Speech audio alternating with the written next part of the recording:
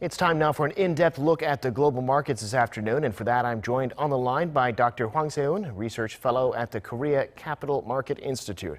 Dr. Hwang, thank you for coming on today. Thank you for inviting me today. So we ended last week with Wall Street down a fair bit, the Nasdaq in particular. Korea, though, looks like it's starting out with decent gains this week. Take us through the markets today. Stocks ended lower Friday as Wall Street concluded a wild week amid trade war fears and worries over the global economy. As President Trump has clearly moved from trade wars to currency wars, investors will need to incorporate intrinsic hedges to ride out market volatility and protect themselves from policy errors. Traders also kept a close eye on the bond market, where the recent appetite for U.S. debt has pushed a bond market recession indicator closer to a warning zone. If investors trigger a recession warning in the bond market, that tends to be negative for stock markets. Asian shares inched up Monday on China recovery and yuan fixing. Gains by Chinese equities and the yuan stronger than expected daily fixing helped lift a broad gauge of Asian shares above water.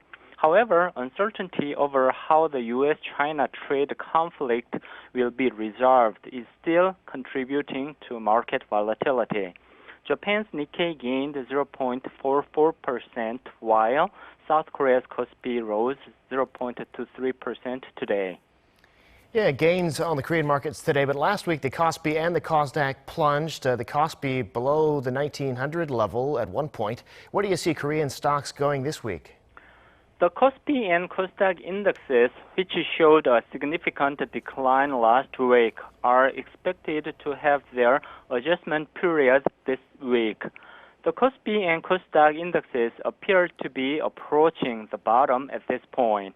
I expect the bottom of KOSPI and KOSDAQ be between 1900 and 1950 and 550 and 600 respectively, considering the price-book value ratio for each market.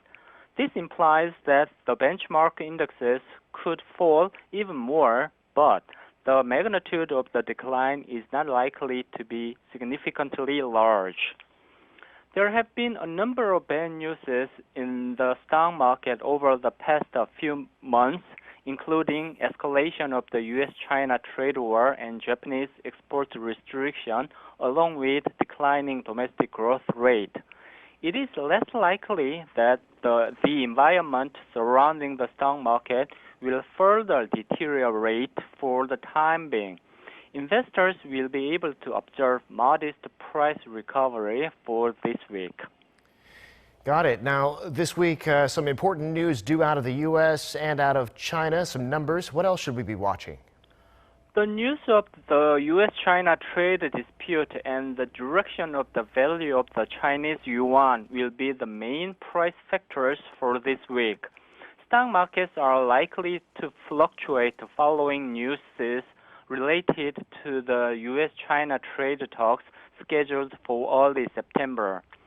Investors will need to pay attention to the release of major economic indicators both in China and the United States. In the U.S., key economic indicators such as the consumer price index and the volume of retail sales in July will be released this week. Retail sales are expected to remain strong. According to the Wall Street Journal, July retail sales were expected to increase 0.3% on month-over-month basis. In China, the data on industrial production and retail sales in July will be released this week. If Chinese export growth meets or exceeds market expectations, the stock price recovery could become more clear.